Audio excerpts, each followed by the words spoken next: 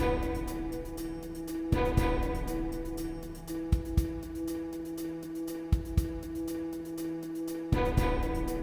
I can certainly do that. 1, 2, 3, 4. I can.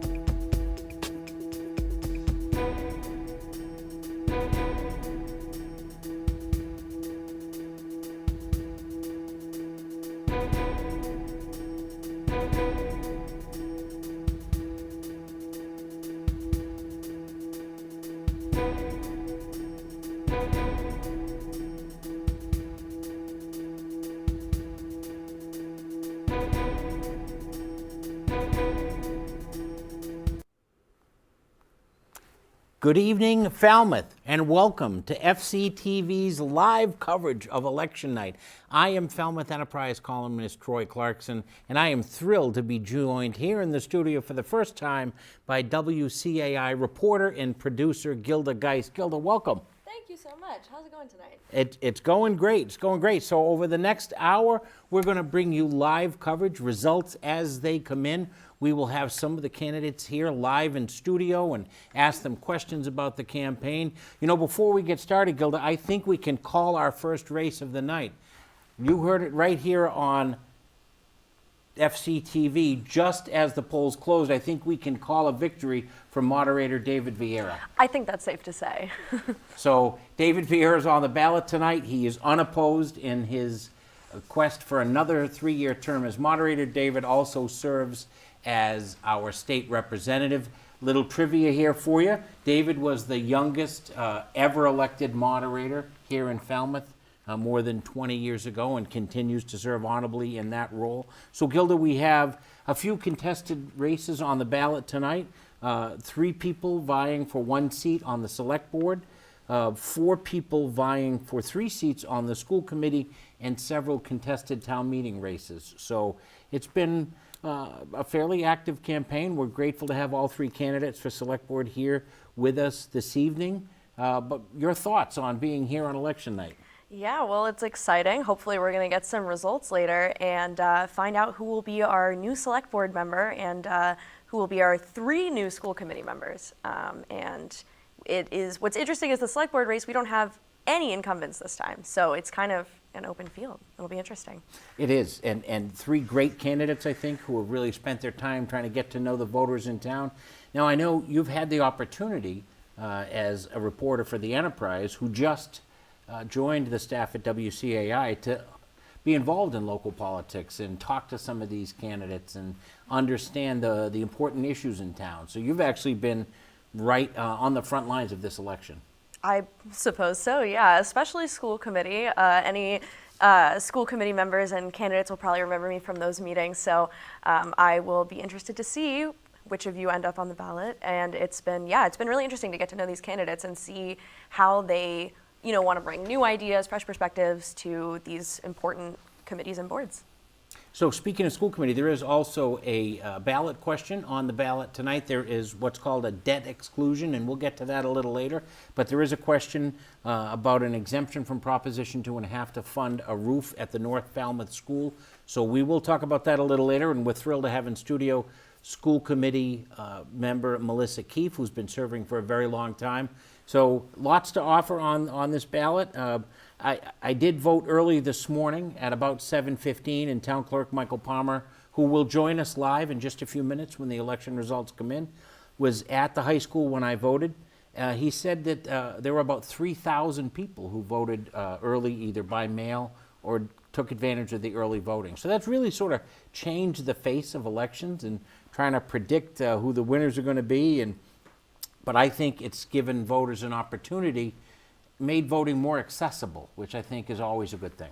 Yeah, well, I was one of those 3,000 early voters. I went out to my precinct on Friday, and yeah, I think it's great. I think after COVID, we have so many more options for getting out the vote, or getting people to be able to vote in many different ways. So that's amazing. Absolutely. Well, it is time for our first video. So we have our FCTV team was out at the polls today interviewing voters as they came by, and they have some thoughts from different voters about early voting, about the election itself. So let's cut to that.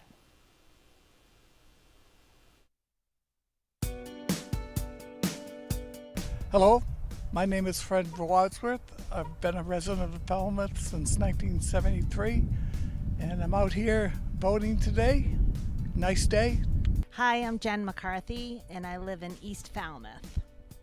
Dick Payne. I've been living in Falmouth about 60 years, spent my whole career at the Woods-Hole Oceanographic Institution, and I'm happily retired now. I wanted to come out and vote. Answer the questions that are on the ballot. I've voted every election since I've lived here. No, I just feel strongly that as a community, we should come out and vote and share our opinion on who we think should be on the select board and the school committee. These are both issues that are very important to me. I have young children in the school system. I like voting in person. My primary concern about the other types of voting, I don't feel that as secure as I would like them. And I think voting in person, and I know we don't have to show ID, but I think we all should have to show ID. So that's the reason that I come out and vote every time that it's time to vote in person. I enjoy seeing the people too. I like the feel of being able to go in and say that I'm here to vote and have the ballot and mark my choices and then watch it go through. I just like the whole act of voting. I feel very proud to do it. Hi, my name is Pamela Richardson. Hi, Ian Andrade. Hi, I'm Sean Burkaw. Yeah, my name's Andrew Campbell, and I live in Woods Hole. I always vote. I've been voting since I was able to. I like to vote every opportunity that we have. Oh, I think it's important to do my civic duty, and I like keeping involved in what's happening in the town. It's not that I don't like voting for the mail. I just don't really take the time to process through with mail. I really just feel like coming in person feels more meaningful. I've done it both ways, or I've done all three ways, I guess I would say. I voted in person, in mail, and early, and this time I just thought I'd come out in person because I hadn't, last time I think I did it by mail, so just changing it up. No preference, it doesn't matter to me. I would do it anyway, it's just. I just forgot to sign up for that, I guess. So.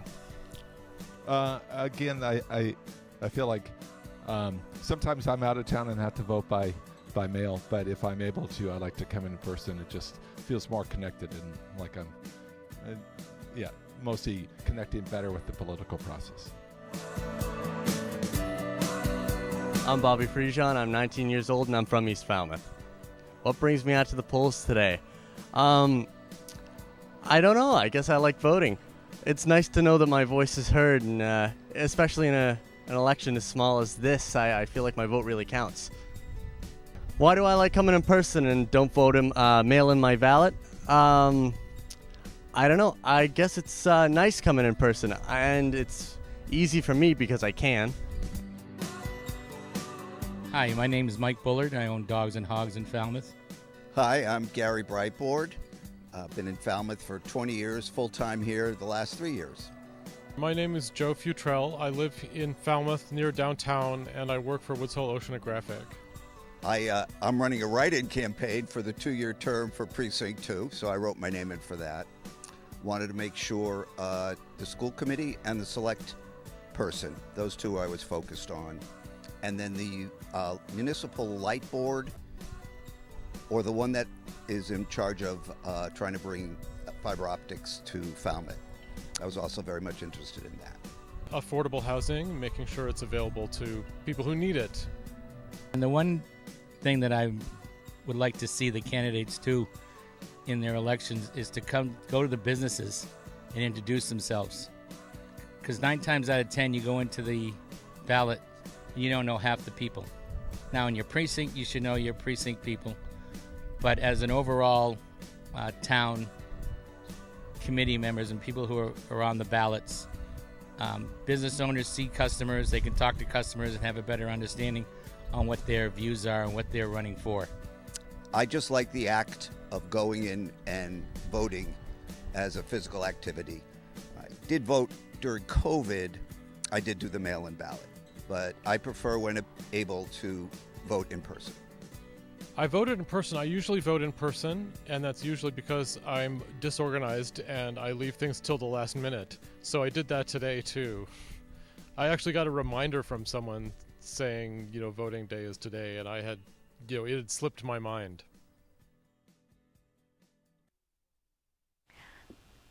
All right, we're back, and we are here with Select Board candidate Richard Doobie. How are you doing tonight? I'm doing fine, thank you. All right. So, as you've been on the campaign trail these past few weeks, what have you been hearing from voters? What do they seem to care about most this time around?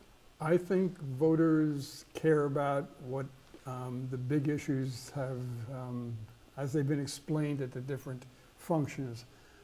Coastal resiliency, affordable housing, there are all this litany of issues that almost stop being issues because they just become words after a while. Everybody's in favor of coastal resiliency. Everybody's in favor of affordable housing. But what do we do about them? You know, that's still up in the air. So yes, they're still concerned about that. I was more concerned with other issues than coastal resiliency and affordable housing. I think that Falmouth needed a rather drastic change in the way our town government was functioning. And I think that people are sometimes reluctant to change. They're not comfortable with change. But I think that our future as a town requires change in several areas. That's what my candidacy was all about. All right, thank you.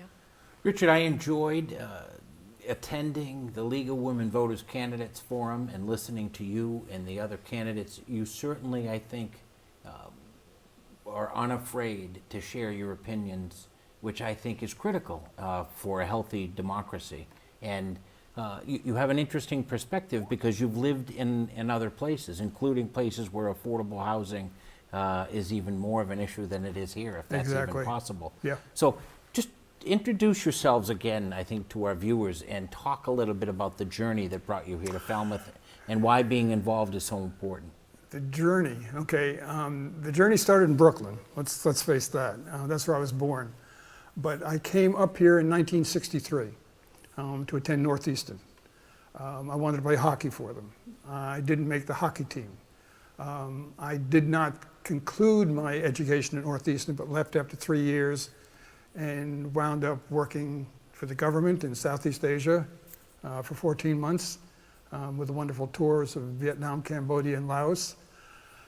Came back to the States, worked in graphic arts in San Francisco, came back to New York, started a graphic arts firm, built it up over the course of years, moved to Nantucket at some point, and that's, I think, what you're... Yes, indeed.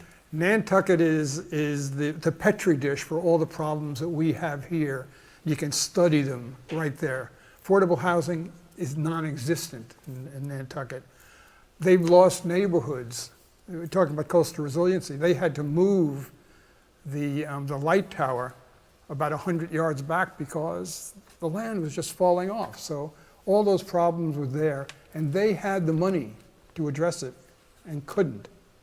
I come here to Falmouth some 19 years ago, and I love this town, absolutely love this town. And at one point wanted to get a bit more involved, so got into the Osprey project, also the Mammal Stranding Team project, and to the point where at one point I joined town meeting, ran for and got elected to town meeting. My first real meshing of the gears with town government was over the semi-automatic rifles. That was some 3 years ago. And that was a real journey up until today, where you had the shotguns being destroyed. And that's all part of the journey I started back then. And the formation of the Falmouth Gun Safety Coalition, all of that involved me with the town. Subsequent to that, I decided there needed to be something more at a higher level of government, and that brought me to this. And speaking of something more, we're going to go right to Town Hall. Richard, you get to witness this live. We're going to cut to Town Hall where Debra Rogers is live, I believe, with our town clerk, Michael Palmer. Deb, good evening. Good evening, Troy. And Gilda, welcome to the FCTV team. We're so delighted that we could have you join us tonight. Thank you for being with us. I'm at Town Hall with a small but very interested group of people, and ready to join us with some information is our town clerk, Michael Palmer. Michael, come on in. And before we get to the results, we just wanted to hear a little bit about what it's been looking like in terms of early voting versus same day, what you're seeing, other trends that you're seeing these days? Obviously, everyone's taking advantage of early voting, either in person, not so much, but early voting by mail. And I think that may have been by the postcard sent out earlier in this year for all elections this year by the Secretary of the Commonwealth. It made it fairly simple for them to apply for the early voting ballot. We had almost 3,000 people, or a little over 3,000 people vote early in this election. And I don't think we had that many people show up at the polls. So we're about, I don't have the totals yet, but I don't think we're going to reach 20% in town-wide. Sandwich just had an election, they had 10%, so I think we're doing a little bit better than that. But as always does happen, Precinct 1 comes out in force. They had almost 30% turnout, or 31% actually, more than 30%. So, and then some of the other 7, 8, 9 had closer to 10%. So, and in that, just the early voting results for the Board of Selectmen, Heather Goldstone has a 500 vote lead over Zine, and that's a pretty. It's still pretty close, but it's a pretty big number of votes to overcome. So we'll see as the precincts come in whether Tommy Zine can overcome 500 votes from the early voting. It's quite a few votes, but we'll see if they can overcome it. So can you talk a little bit about how your role and that of your team and your volunteers has changed with the mail-in, with the early and the same day? Yeah, sure. I mean, you know, you're talking about your father's election. You used to show up at the polls, and somebody gave you a ballot, and you put it through the ballot box, and then that was it. The town clerk's worried about it on Monday night, and getting up in the morning made sure they had enough ballots ordered. Now, with early voting by mail and early voting in person, you're getting an application in, you're mailing out the ballot, you're getting the ballot back, you're entering these all into for cross checks into our computer system. So it's being touched quite a few times by our staff and by people working on these ballots. So it's where in the past you touch it once and then go into the ballot box. Now it's touched, you know, almost 20 times a person is interacting with those ballots. So it's very, very time consuming. We've done some things that have made that a little bit easier. We have some new technology in terms of poll pads, which has been a huge help, checking people in and checking the mail in. We also have a high-speed tabulator, which I purchased several years ago during COVID, which the Commonwealth actually leased, and we were able to buy the lease out after that. So the people buying it today are spending $25,000 to $30,000, and we were able to lease it and then buy out the lease for $5,000. So we got a pretty good deal on the tabulator, and just the difference. Tabulators at precincts, it takes about 10 seconds per ballot to have the ballot go through the tabulator. The high-speed tabulator does about 100 a minute. So we get a team of people to open these ballots, put them through the poll pads, and then put them through the high-speed tabulator. And then those ballots don't have to go to the polling place. It saves at the polling place.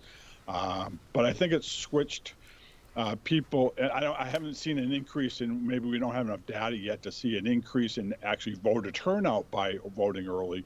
I think people have just used a different method to vote. The same people that were going in person to vote are now utilizing early voting.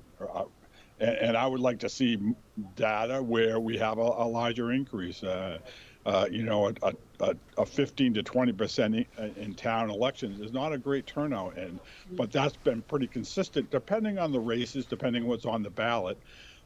That's been a pretty consistent, anywhere from, you know, we've had as low as 10% up to 25%. And not necessarily an issue with just the town of Falmouth. It's a nationwide. Local elections, they don't get the turnout that the federal elections, especially presidents, and they spend billions of dollars on advertising that drives the election. Maybe that's it. I don't think any of our selectmen's candidates are spending $1 billion on advertising. So that's getting people out to vote and realizing that, you know, they're spending your property tax, and there's a reason to come out and vote, because those select boards have a big input into in the direction the town is and how we're spending that money. And they have the ability to reach out and touch, and not reach out and touch. I see reach out to these selectmen and voice their opinion, where I don't think you're going to call the President of the United States and give your opinion. So I would hope that more people would become and I don't know what the solution is. Maybe early voting is, and maybe we'll see an increase in turnout. But yeah, and you and I have certainly talked about this in the past, where having more options for voting, coming into town hall, being able to vote early, mailing in your ballots, doing same day, you kind of get your own preference. Whatever you want to do, you can do. And certainly we at FCTV want to help you do your job to get the word out, to make sure that people are voting in whatever way they'd like to do that. Yeah, and we appreciate that. People ask me all the time, where do I get information on the candidates? And I go first to say FTV is televising or recording a lot of the candidates' nights. I don't know if you have your own forum or not. You sometimes you do have people on that can. So if you're watching FCTV, you can get information on the candidates. If you're reading the Falmouth Enterprise, you can get information. But you have to do that. You just can't say there's no information available. You have to search it out, unfortunately. But FCTV does a great job of helping out in that whole process of getting the information about candidates out to the people that are looking for it. Right, and we're happy to partner with the League of Women Voters on a candidates forum, as well as doing candidate statements. So whatever we can do to help you, we're happy to do. We're looking forward to more results from you soon. Okay. And I don't know if Troy or Gilda, if you have any questions you'd like me to pass on to Michael, otherwise I'll pass it back to you. We have a guest here in the studio, Deb, so I think we'll take it back here, and we'll look forward to seeing you and the clerk in a few minutes. Welcome back. So that cutoff to Town Hall did cut short our visit with Richard Doobie, but it was a nice visit nonetheless. And now we're pleased to have in studio here with us another candidate for Select Board, and that is Heather Goldstone. Heather, welcome. We're glad to have you here in the studio, and I don't know if you heard, but Mike Palmer did give some results, from early voting results, and you'll be pleased to know as the early votes were counted, you are in the lead by about 500 votes. So many votes to be counted, but congratulations to you thus far. That's a very strong showing. So having been a candidate myself many times, I know the anxiousness and the relief that you feel, no matter the results, when it's all over. But it's been, by all accounts, between you and Richard and Tom, a very respectful, issues-based campaign, which is always great to see at the local level. So tell us, how's it been? How do you feel? Feeling good. Definitely encouraging early results, but as you said, a lot of votes still to be counted this evening. And yeah, it has been. It's been a very respectful campaign. It's been a very issues-based campaign. It's been a very collegial campaign. Troy, I think actually the three of us saw you at Coffee Obsession one day after the three of us had sat down together for an hour. Just to get to know each other a little bit better. The various different events, like the League of Women Voters evening with everyone participating, and then, standing out on the corner at Stop and Shop this past Saturday. That was a real bonding moment to spend 4 hours out in the pouring rain that Tom and I were just talking about in the green room. So yeah, it's definitely been a hard-fought campaign, but very respectful and feeling really good right now. And so Heather, you mentioned that, I think it was Troy as well, that this has been a very issues-based race. And so in light of that, I wanted to ask a little bit about your background in science and how that might help the town address some of its most pressing issues, like water quality and coastal resiliency. Yeah, absolutely. And I would say the way I think about that is, yes, there's a certain body of knowledge that I got from my schooling that can help with things like water quality and coastal resilience around chemistry or biology, that sort of thing. But I think it's broader than that. It's really about a skill set of being able to encounter new information, being willing to dig into data, get into complexities, really get in deep and try to understand an issue, and then being able to pull back up and say, okay, so what do we know? What don't we know? What do we need to know to make a good decision? And really come at it from that perspective. And I think that's the skill set that my graduate career and time in science really developed. Amazing. So having been on the school committee and been in the community for a while, what led you to want to be a member of the select board? It's a great question. And I knew several years ago, actually, when I was stepping away from my role at WCAI, that part of that was because as much as I loved the job I had been doing, being able to pepper some of the smartest people in the world with questions, anything I wanted to ask them, I wanted to be able to use my voice in a different way, and I didn't know exactly what that would look like. But I made a job change to try to explore that, and then of course the pandemic shut a lot of things down and shut a lot of other change down. And then it was about a little over a year ago when people in the community started to approach me about school committee, and that seemed like a logical next step. I have 3 children in the district. I've been very involved with PTO and family issues, and I wasn't sure how that kind of elected position would feel. So I stepped into that, and what I quickly found was actually it felt like a great fit. That skill set that I was just talking about in terms of digging into issues and being able to ask the right questions to really get to the heart of things, felt like it was really working on the school committee. And at the same time, I felt like there were a lot of other issues in town that I'm really passionate about, that I do have knowledge and qualifications to try to address. And so this step to kind of a broader role on the select board felt like the right next step. And so it was just about a year ago now that you were elected to school committee. So can you tell us a little bit about your experience running for school committee versus your experience running now, how things have been different? Funny you should ask. They could not be more different. Oh, yeah? Because when I ran for that seat on the school committee, as you might remember last year, there was a very hotly contested race for, I believe it was 3 seats with 6 contestants. And then there was a 1-year term that I ran for that was uncontested. So there wasn't a lot of a race for me last year. I wasn't even part of the League of Women Voters event last year because it was an uncontested race and they had so many contested races. Then to come to this one this year with 3 competitors for a single seat, very contested, I would say it's been a very different experience. So if you're successful this evening, what does day 1, day 30 look like for you? Day 1, I would say, is relationship building with fellow members of the select board, getting to know folks in town hall a lot better. And every day from day 1 on, in my mind, is asking a lot of questions. It's learning about the issues, learning about the people involved, learning about different perspectives and how we can try to bring those together in the best way to move Falmouth forward. Excellent. Thank you. That is going to wrap up this interview. We thank you very much, Heather, for joining us.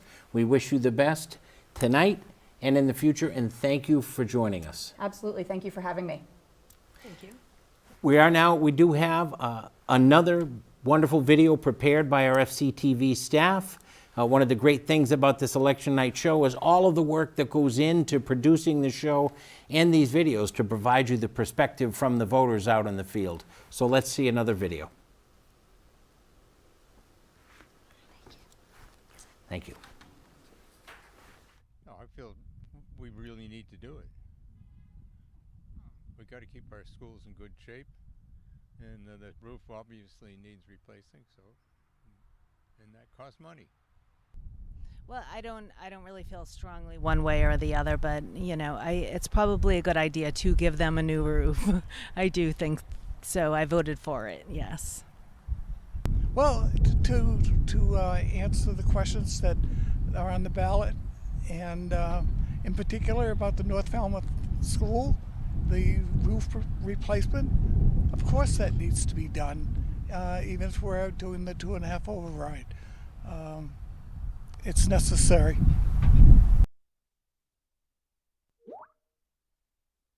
I would say I didn't feel strongly one way or another, but I certainly would like the repairs done on the school. So I hope that happens. I did. I'm not sure if I voted right way for it though. So if you said no, that means you're for the changes. That's how I meant to vote. So I'm not sure what happened, but I was voting for the work to be done on the school. No, I didn't feel strongly, but I do want to support our schools and our infrastructure, so I thought it was important to do that.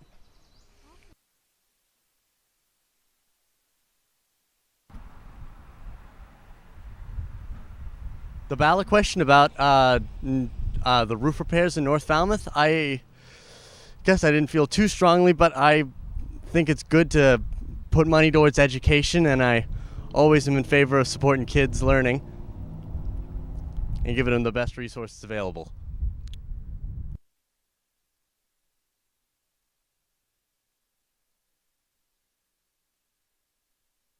The The question is on the override of Proposition 2.5 to fix the roof on the elementary school.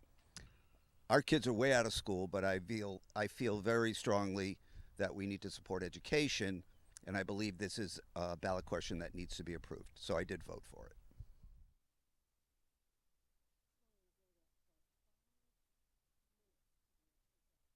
No, I feel Suicide does not see race, does not see ethnicity. It happens in every single race, ethnic population that exists. It is increasing, and we need to come together to actually make a difference. The greatest impact would be just having a heart for people, just knowing who you're talking to, getting to know that person, and basically not trying to solve their problem, but trying to get them to see that it's not as bad as they think it is.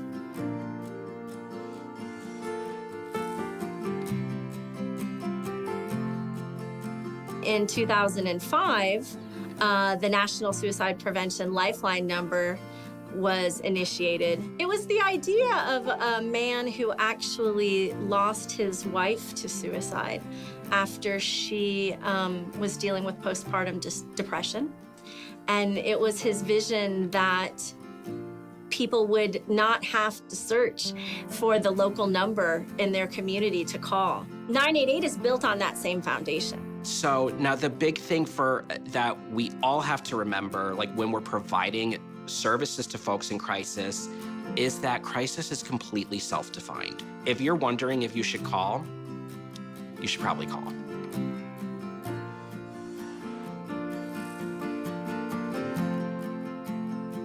So when a person calls 988, they're connected to a crisis counselor. And that crisis counselor is trained and is able to provide support. A caller can expect to discuss alternatives to suicide, talk about coping skills, talk about resources, and ways to move forward beyond the call. When you call on behalf of somebody else, what we do is we take every call like a crisis. So we ask questions about who they're concerned about, but we're also at the same time providing emotional support to the third-party caller as well. So there are a number of misconceptions about crisis chat and text. The conversations, they're not scripted. There are things that we might need to assess for. There might be steps we need to cover.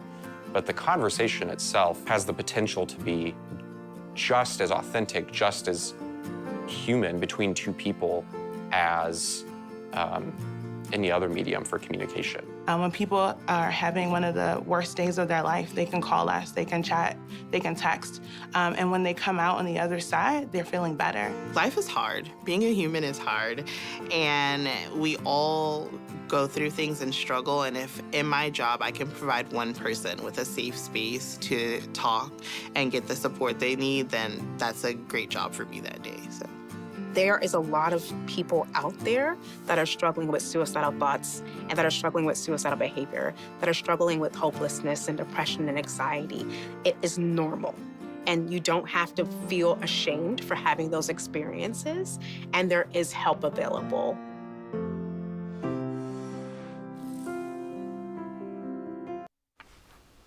All right, we're back, and we're here with Select Board candidate Tom Zine. Tom, how's it going tonight? Good, how are you? I'm good, thank you.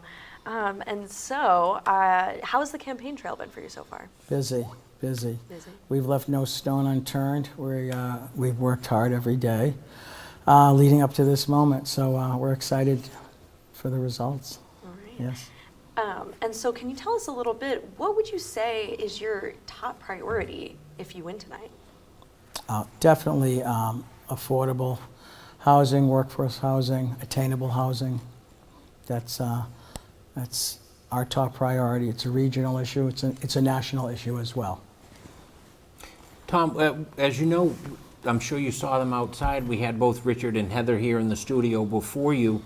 One of the things we talked about with Heather was that this has been a very issues-based, very cordial campaign. All three of you conducted yourselves well, and as a first-time candidate, you were really active and out there. Did you enjoy campaigning? Tell us a little bit about the journey. I did. It was a great journey for me, for my followers. I had an army of people behind me, and I'm grateful for that. And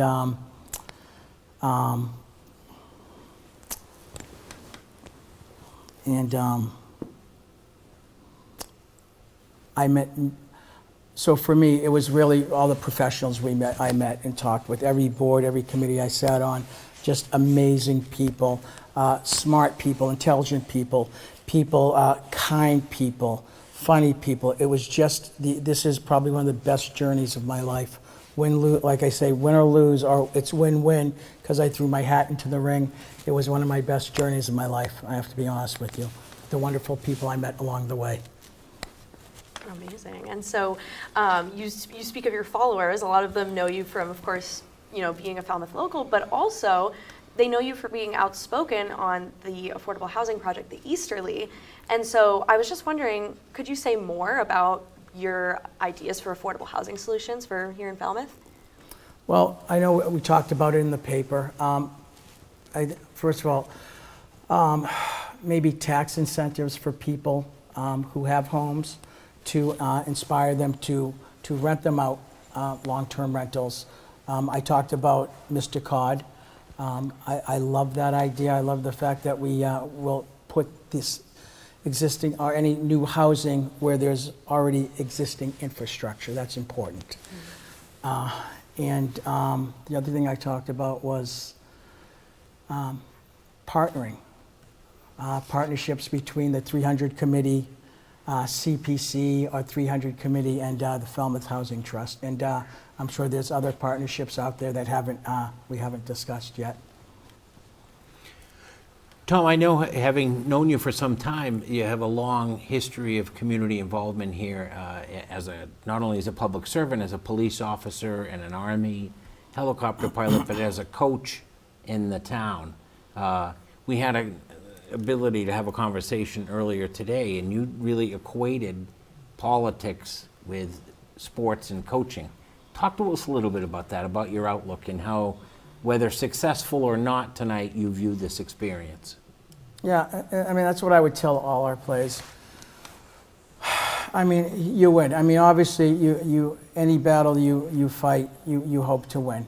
But as I said before, you only, and I've said this to my children, we only lose if we don't try. And that's fighting that affordable housing project. That's throwing a hat to the ring here. But just give it 100%, and when you do that, you're a winner in everybody's books. Amazing. And so, if you win tonight, what fresh perspectives and new ideas are you most excited to bring to the select board? Well, I will say probably, for me, I don't know if I really would answer it like that. For me, it's really getting in there, working with the 4 select board members and starting to forge relationships with them, having access to probably more information, what they deal with on a daily basis. So I could probably make a better, that would probably be an answer I would love to give you in 30 days, than today. I think that would suit me well. And I'd be happy to answer that in 30 days. All right. Yes. Tom, we did have a ballot question, as you know. There was a question about a debt exclusion to support a new roof at the North Falmouth Elementary School. My observation as a political observer in town and as a columnist for the Enterprise, it didn't get a lot of play in town, but it seemed to have pretty wide support. Well, what are your thoughts on the ballot question? No, I support it as well. I do. So, and the school committee race, obviously, you've gotten to meet some of those candidates along the journey as well. That was also a respectful and a good-natured race. So, in general, talk to us about just your observations on the race and this campaign in general. I look like this. I feel like between just our race, the select board race, and the school committee race, competition is good. Competition brings out the best in everybody. And I feel like both, for me, Heather and Richard, they pushed me to be the best possible version of myself during this race, becoming more informed, attending more committee meetings, speaking to more people. And I'd like to think that I pushed both of them as well. And I think that was the same feelings with the school committee. They were out there, they were talking to people, they were pushing each other. And competition is a great thing. All right, well, Tom, Yes. I wanted to ask, we had a pretty low voter turnout this election, which is pretty common for a small local election like this one, but you're having such roots that go so far back in Falmouth. What would you say we can do in next local elections to increase voter turnout and make sure people are participating? Well, so that's what I did during my campaign. Talk to everybody about getting the word out, getting out to vote. I had a voter registration on my phone. I would text it to as many people as I could or email it. Sign up, vote to vote, make a difference, be part of the solution. And I guess that's all we can do, just through continued discussions with people, and they can make a difference. Every vote does count, and their opinion does matter. Excellent. Well, Tom, we thank you for being a candidate, for being in this race. Thank you for being here with us tonight, and with all the others. You can watch the results live on FCTV as they come in. We'll have the results from Michael Palmer in just a couple of minutes. But first, we have a piece on the poll workers. Having been a poll worker myself for many, many years under the leadership of our erstwhile town clerk, Michael Palmer, it's really important work. And so the FCTV staff did have the opportunity today to talk to some poll workers, and we're going to see that now.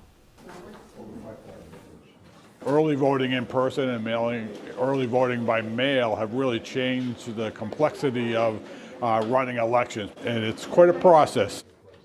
I love being a part of the process. I get to see democracy in action. It's all part of making sure everybody who wants to vote gets to vote. I started doing the early voting when it became available in 2016. Back in the beginning, there'd be 12 or 14 of us stuffing envelopes, and things have gotten more organized. It's easier, it's more self-contained, but it's still very laborious. You used to go in, you used to take the ballot, put it through the ballot box, and now there's an application. The application has to be processed, and we have to mail you a ballot, you have to mail it back to us, and then we have to take it out of the envelope, and then we have to record it, and then we have to come here and take them out of the envelope and then put them through our high-speed tabulator, which stores the results until election night. We don't have access to that data until election night. Today, did we say we had 1,500 ballots to work on? Okay. 1,500. During the COVID pandemic, very few people wanted to be around other people. And now, more recently, a lot of people have been turned away from the process just because of harassment. And we felt that it was our duty to continue to participate because a lot of people are no longer doing it. I've never felt unsafe. I've never felt at risk of anything. And I think that there are people who like to stretch it and they like to come in and be troublemakers. I mean, especially people who want to wear paraphernalia. And it's a mass law that you cannot do that.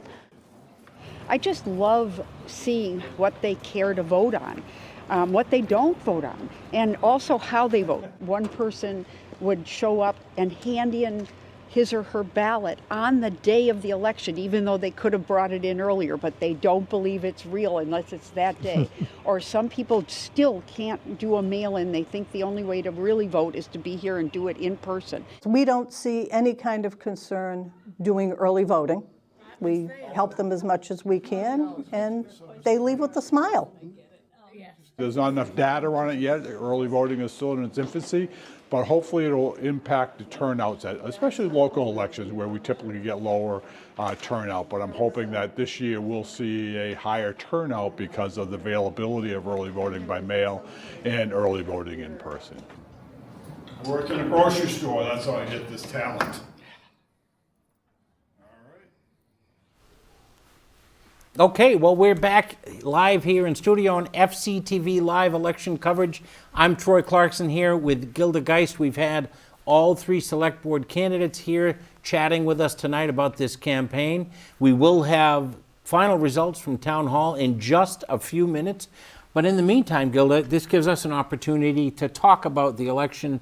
Sounds like a fairly low turnout, despite the fact that there were 3,000 people who voted early.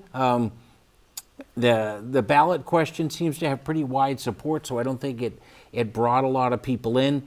There were some contested races, but it doesn't seem like enough to really, we talk about this every year on this election night show, and I don't have a magic wand. I don't know what the answers are, but we do talk every year, and we do talk about the precincts here in Falmouth, because traditionally Precinct 1, which is Woods Hole and a portion of downtown Falmouth, tends to have a turnout that's much higher than the rest of the community. And the rest of the community hasn't found a way to solve that problem and show up. So it's an age-old problem. I faced it when my first race for select board was in 1993. And those dynamics still exist 30 years later. So it's fascinating as someone who has observed local politics as part of your job as a reporter. Tell me your thoughts about that. Yeah, well, I thought it was interesting, some of the stats our town clerk Michael Palmer shared earlier about the disparity between the precincts. He said some precincts were as high as I think 31%, others were just at 10%, and it would be interesting to see how the seasonal population could impact that. But I think it was one of the it was the young man who spoke in the exit poll clip, I think, who was talking about, because it's such a small election, he feels like his vote matters more, which I feel like that was a really good point. It's sometimes casting a ballot can feel like a really far away thing, but you could have a pretty direct impact here. That is so true, and I like what the town clerk said related to that point, where he said, it's difficult for you to get the President of the United States on the phone, but when you vote for a member of the select board, you can share your opinion directly with them. And that actually inspired me as a young person getting involved to seek a career in local government, because at no other level of government are your decisions so immediately apparent and the impact of the work that you do. And for folks like select board members and school committee members and the moderator and municipal light board members, that's an important part of what they do. They're seeing the impacts of their work immediately. And I think that the increased voting options this year, I think, allowed more people who might normally have trouble getting out on election day to have the opportunity to vote. And so now we're at a place with voter turnout where it's not a barrier of how you can get there, it's a barrier of, do you want to get out there? Do you want to cast your ballot? Yeah. And so as we look at the results themselves, at least for the select board, because we do have some early results that were shared with us, and the early voting results tended to favor Heather Goldstone by a pretty wide margin. And I did have someone send in the Precinct 1 results, which were of a similar fashion and favored Heather by a pretty wide margin. And that goes back to the precinct map that was just up on the screen, because we've talked about this on this show for years, because there is a geographic divide in the community, and not necessarily along party lines, I think, but more along philosophical lines.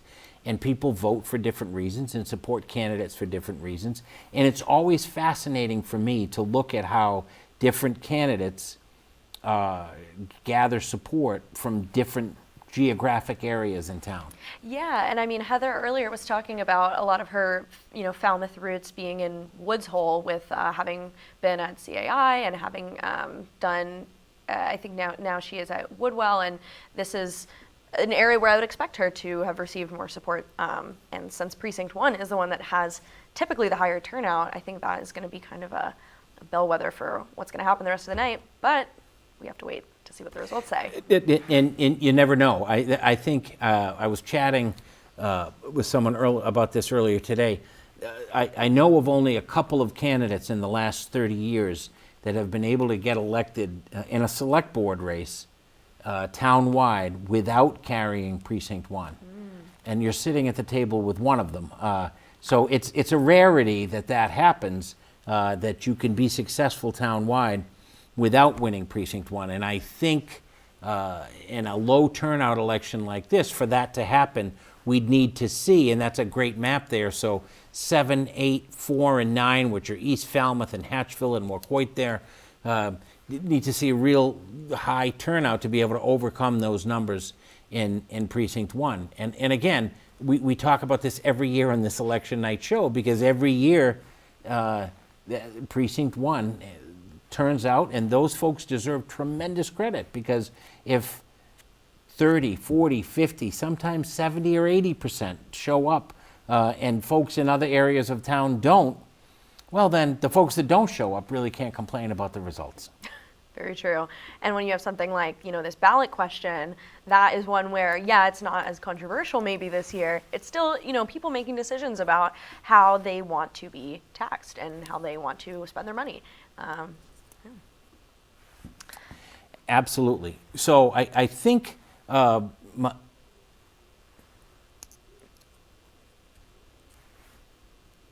okay, so we are going to have one more guest here coming up in just a couple of minutes. We're going to have school committee member Melissa Keefe. We're going to talk about the ballot question for the roof at the North Falmouth School. And I think we do have a quick video just before we talk to Melissa.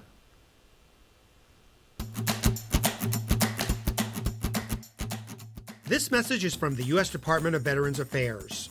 Did you serve in the military?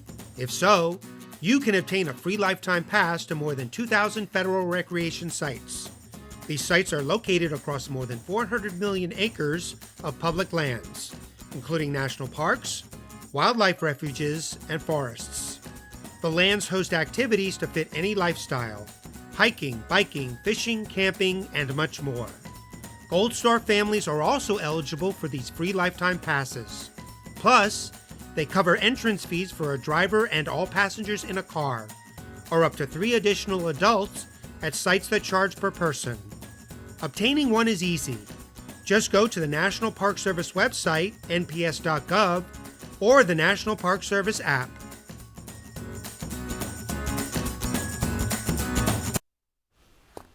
Okay, and we are back live here in studio with veteran school committee member Melissa Keefe. Melissa, welcome. We are thrilled to have you here in studio tonight. Thanks very much for having me. I'm happy to be here. So you've been on the school committee for quite some time now, and we're very grateful for your service. So we wanted to talk to you mostly about the ballot question and about the North Falmouth school roof, but also just about school committee issues in general and anything you wanted to share with us. Well, congratulations to all the candidates tonight, and I hope everyone is celebrating as they should. The North Falmouth roof, well, where do we begin? It desperately needed to be done. We had, the district had made some repairs over time, but it was terrible and awful that it wasn't done previously. It needed to be done, getting done, and I'm hopeful that that ballot question goes through. So for our viewers, this is called a debt exclusion. Some folks call it an override, but it's actually a debt exclusion because should this pass, and by all indications it's doing extremely well, and will pass tonight, but once the debt is paid off, then the taxes go back down. It's not a permanent increase in taxes like an override, and that's an important distinction for folks. Yes, absolutely. I think that people always get worried that taxes are going to go up and stay up, and it's going to be terrible. And we have a large population in town who aren't involved necessarily with school-age children, and I totally appreciate and understand how they would be concerned with their taxes going up for something that perhaps doesn't directly affect them. But this has to be done. It must be done. It's overdue to be done. And finding this way to do it as the debt exclusion, as you eloquently put it, which is a much better description than I think has been said publicly before. I think is a great way to say it stings for a minute, but it's going to be good at the end. Absolutely. And so I remember this, I was at the school committee meeting where you folks were talking about it was not just the North Falmouth roof, but also Morse Pond and East Falmouth Elementary. They have some roof issues too. So can you speak to how the school committee and the district are going to be fitting all these really important but really expensive projects into the budget over the next few years? Yes. So the East Falmouth School isn't necessarily a roof. It's more of a structure around the window of the cafeteria. So that if you are inside looking up, you can see it almost looks like an I-beam. I'm sure that that's incorrect, and somebody will correct me, but you can clearly see that it requires some repair. Morse Pond School is another school that has, it's a patch for now kind of thing. Hopefully in the future it will be a full-on kind of replacement, but for now we are very fiscally responsible, and our amazing finance director is doing a great job as far as keeping things on track with competitive contractors to make sure that the jobs are done appropriately. Excellent. And I guess I have to get this in there. As someone who spent a lot of time in East Falmouth School as a student. Are you talking about me or yourself? I'm talking to me, but you as well. Okay. And then as a parent, both of my daughters, who are now in their 30s, attended North Falmouth and had a phenomenal experience there. It really is important, I think, to invest in our infrastructure. And debt exclusions allow us to pace it in a way that it has less of an impact on the taxpayers. You often hear about the window of opportunity that was coined by former town administrator Peter Boyer, and he was very effective and actually taught me how to manage debt so that you can, I like the way you put it, Melissa. It stings for a little bit, but then it goes away. And then, I use it often professionally. It allows us to play as well. Yes. For those that don't know, in her professional life, Melissa is a nurse, so quite literally stings people once in a while. But talk to us in general about your experience on the school committee, the dynamic, how things are going. You're going to have, no matter what the results of the election, a new member because of someone stepping away. Yep. So talk to us about that dynamic. Every year there's an overturn, whether it's incumbents getting in or, incumbents not getting in or new people, people stepping down. Every year there's always kind of a refresh, which I think is good. Nothing should ever be static. It's definitely, it's a living committee. It's not like, you go there and it's status quo all the time. I love new ideas. I love to hear different people's perspective. I think it's, when you've been on the committee some time, it's good to kind of not always do your same subcommittee roles. So you kind of get to see the different, budget, negotiations, policy. You kind of get to really see all the different aspects. And, when you only do one thing and then you don't appreciate where the other subcommittees come from when you're at a regular school committee meeting. And I think it's good to, I love it, the overturn, I guess is what I'm trying to say. And I learned recently from, I think it was David Vieira, that we have the largest school committee in We the state. do. We have 9. Wow. Yeah, so we get fresh faces pretty often. Every year, yep. Yeah. So I read something online in the Enterprise today, and I just, because it's a school issue, I have to ask you about it. It sounds pretty exciting. So for the first time, the schools have hired a local person as a chef. Master chef, yes. That just sounds like a phenomenal idea and experience. I am so excited about this.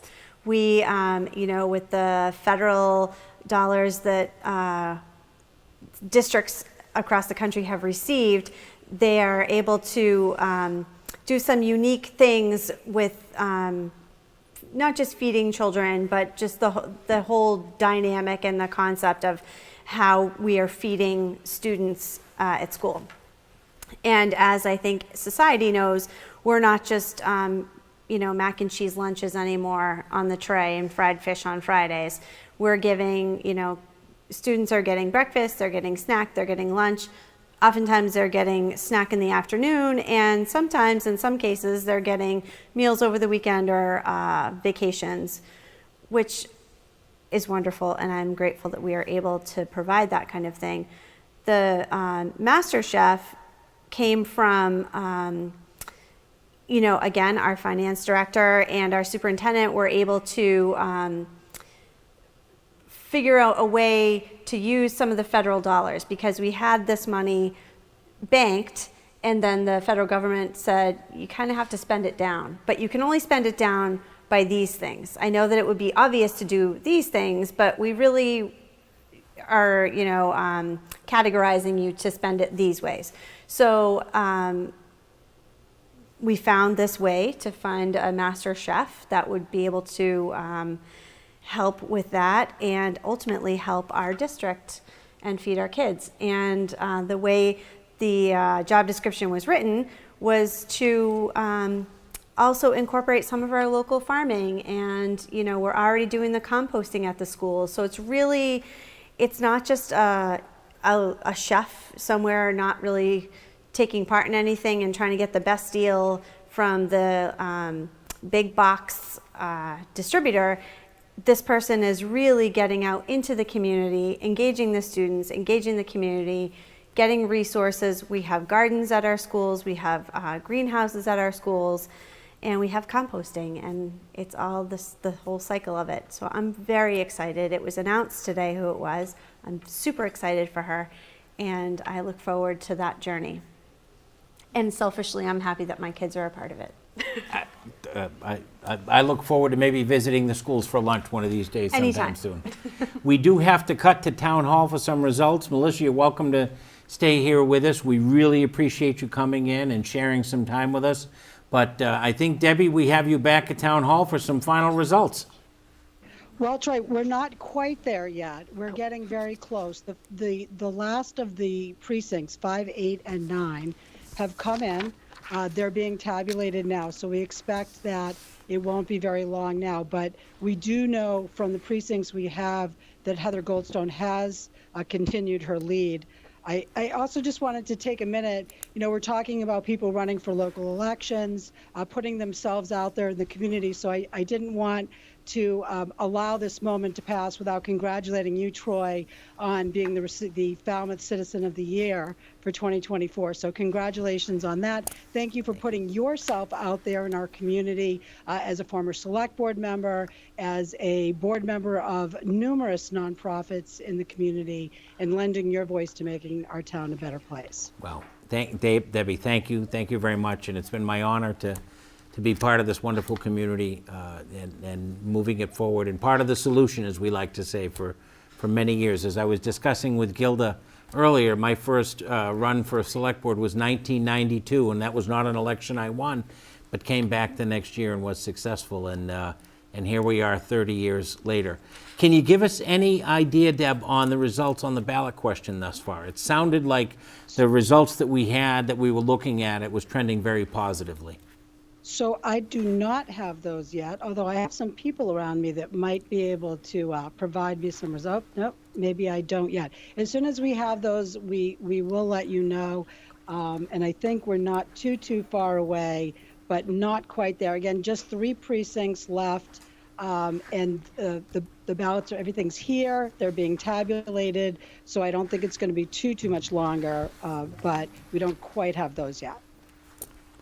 Okay, well, we thank you for being live there at Town Hall, and as soon as you have final results, we will be back to Deb Rogers in Town Hall with Town Clerk Michael Palmer for some of those results. I have received, through the magic of technology on my cell phone, some results from precincts as they trickled in, and I think it does appear, at least for the Select Board race, from the results that I've seen, those early voting results, that trend is continuing, and it does look as though Heather Goldstone will win a seat on the Board of Selectmen. We don't have final results yet, but with those early voting results, Gilda, and a 500 vote lead. As we discussed, given the dynamics of the town and how the precincts are set up, that was pretty difficult to overcome.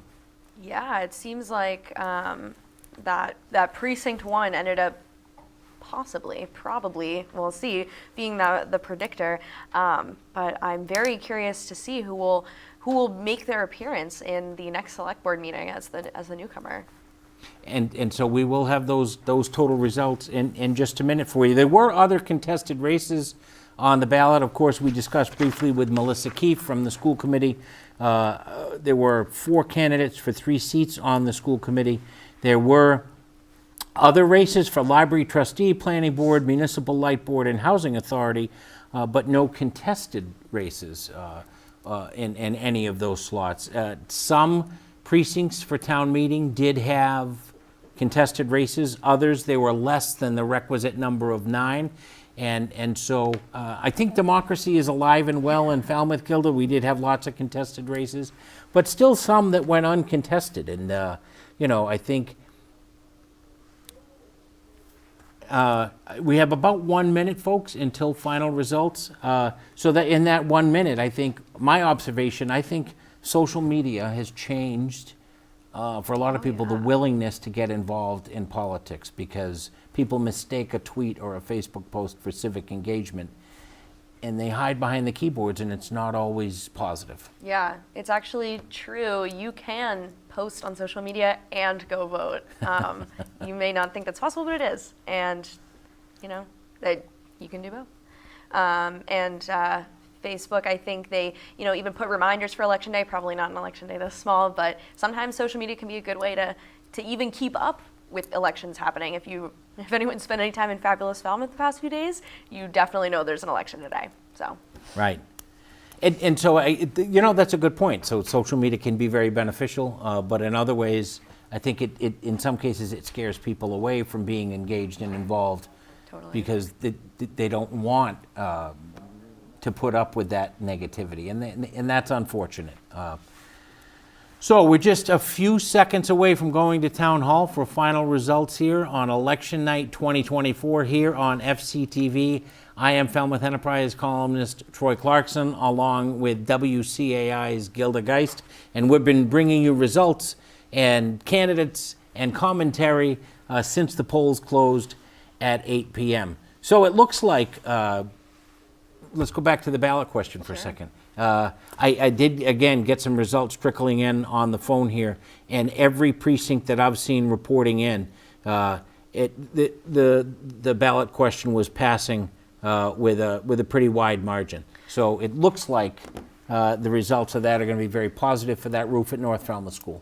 Yeah, and I think a lot of people in town probably understand that even if they don't have kids in school, anytime you invest in the schools, you're kind of investing in your future, because those are kids that are going to grow up and work in your town, and you're going to have to interact with them. So put a roof over their heads.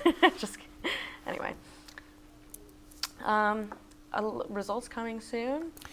We will have the results from Town Hall in just a minute. That Town Clerk Michael Palmer, who's been our town clerk for more than 20 years now and is widely respected as one of the best clerks in the Commonwealth. Clerks in cities and towns in Massachusetts are both elected and appointed. In some communities they're appointed. Here in Falmouth and in many others they're elected. And so Michael has been our chief election integrity officer for many years, and really has a dedicated team, not only his full-time staff in Town Hall, but a team of election workers that show up and work long hours, really to keep that political process going. And I think that's important to highlight, because that's another thing, not only on social media, but in our national discourse, there's a lot of conversation about election integrity. And I can tell you my observation as someone who has followed Mike Palmer and his leadership of our elections here locally for many years. It's one of the finest election operations that you can possibly see. And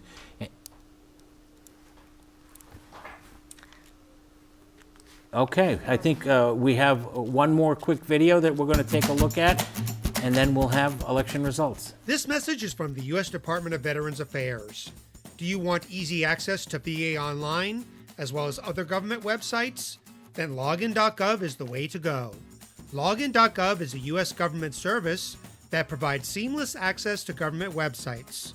By creating a login.gov account, you can use the same email and password to sign into va.gov, My Healthy Vet, VA DoD e-Benefits, and the VA Health and Benefits mobile app, among other VA services.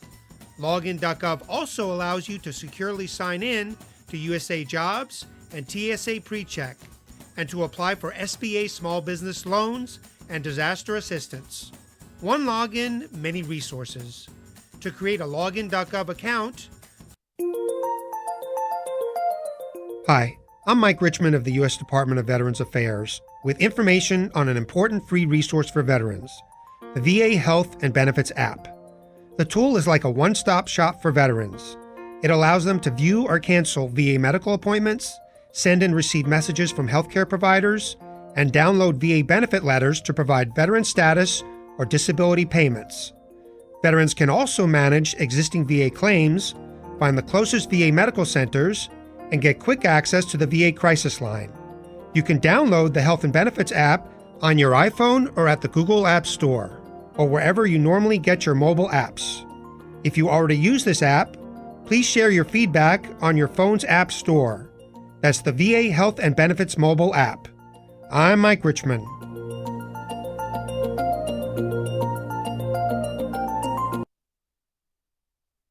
Over to Town Hall for some results. On the board. Here we go. Deb Rogers at Town Hall for election results. I am, and I am here with the man of the hour, Michael Palmer. Our town clerk has final results. Hi, how you Sure, all Mike. doing? It looks like Heather Goldstone did hold off the challenge of Tom Zine and Richard Doobie to be elected the next selectman in the town of Falmouth. In the selectman's race, it's very close. There's just 100 votes separated the third and fourth place finisher, but it looks like Kelly Welch, Katrina Neves, and Glenda Cohen were elected to the school committee. For the question for the North Falmouth roof, it looks like overwhelmingly 4,000 to 1,200 it passed to correct the roof or fix the roof of the North Falmouth Elementary School. Some of these are unofficial results, and I still have a lot of, there are some handwritten ballots that need to be added in here, but nothing that will affect any of these outcomes, I think, at this point. There are some write-in races that I have to also calculate, but there were a couple of campaigns to write in. The Municipal Light Board? The Municipal Light Board, Michael Berkeley. I'm not sure how to pronounce, I'm not sure if I'm pronouncing that name right, but he overwhelmingly got enough votes to be elected. And for the Housing Authority, Jack Richardson looks like he received enough votes to be elected there. That's very unofficial because I have to get into those write-in votes and make sure that there weren't other candidates that received some votes. But just a quick look of the results, it looks like they did receive enough votes to be elected in those two places. So.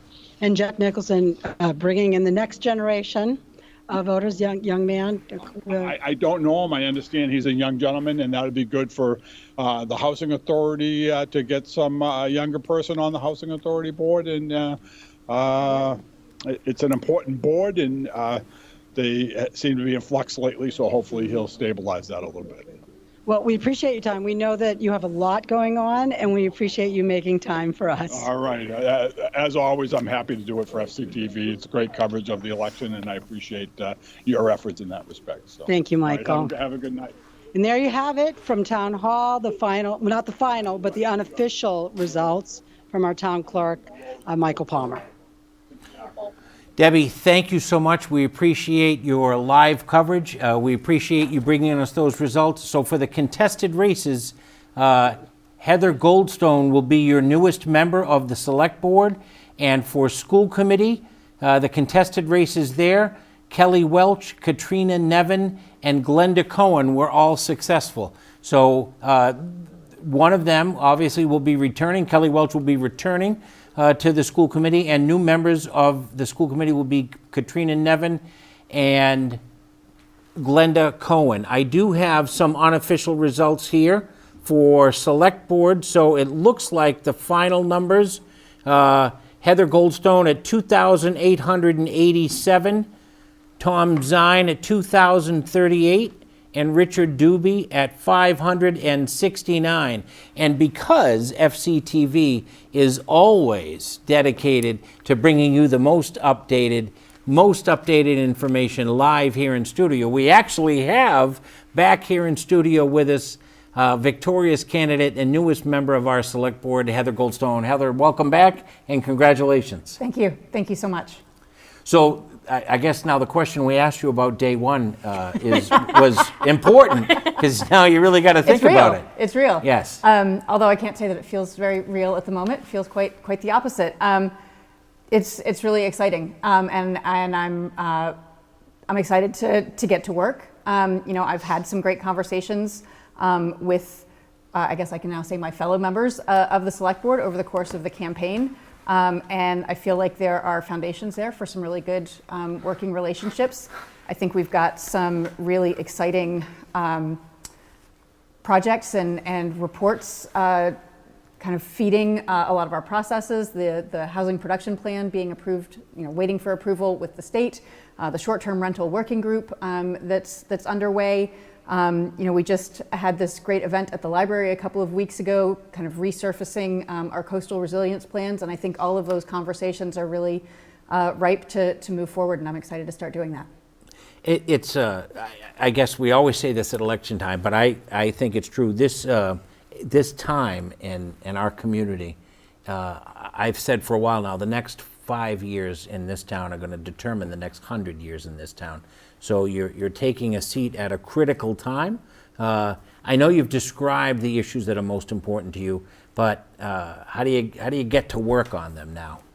Well, like I said, I think we've got a lot of ideas that are bubbling around in town. A lot of them are in these reports, and I think one really critical step that I would encourage my fellow select board members to take is to start putting those recommendations much more concretely into our strategic plan, so we're holding ourselves accountable and making sure that we're moving those forward. So that's the housing production plan, the coastal resilience plan, really making sure that we are taking the best ideas from all of the expertise we have in our community, because there is an immense amount of expertise and energy. The volunteerism in our community is amazing, and we need to take that and really move it forward now. Excellent. And Heather, what would you say to all the folks who maybe did not cast their votes for you tonight, but now will be represented by you on the select board? Yeah, that's a great question. And the select board is town-wide, and I would hope to represent the best interests of our entire town, not a subset of our town. Tom and I were actually out here in the hall looking at results together, collegial to the very end, congratulated each other on a race well fought, and yeah, there are no hard feelings. This is for the best of our town and for our town's future. And with that, I think that's a perfect note on which to end our coverage here for Falmouth's future. I thought it was striking to me that was the theme of your campaign, because when I ran for select board 30 years ago, that was mine. So together tonight, we can usher in a new era in Falmouth's future with a new member of the select board.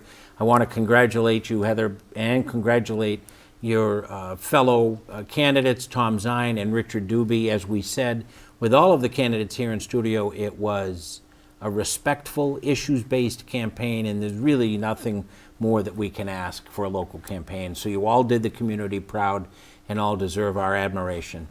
Gilda? And you all, by running, gave us, the opportunity to vote in a contested race, which doesn't happen every time, as we saw in this election with only 2 contested races. So sounds like a win for democracy to me. But anyway, this has been really interesting, really fun. This has been my first time doing this, and it's been so cool to see the election results come in at the same time as everyone at home. And congratulations, Heather. Thank you so much.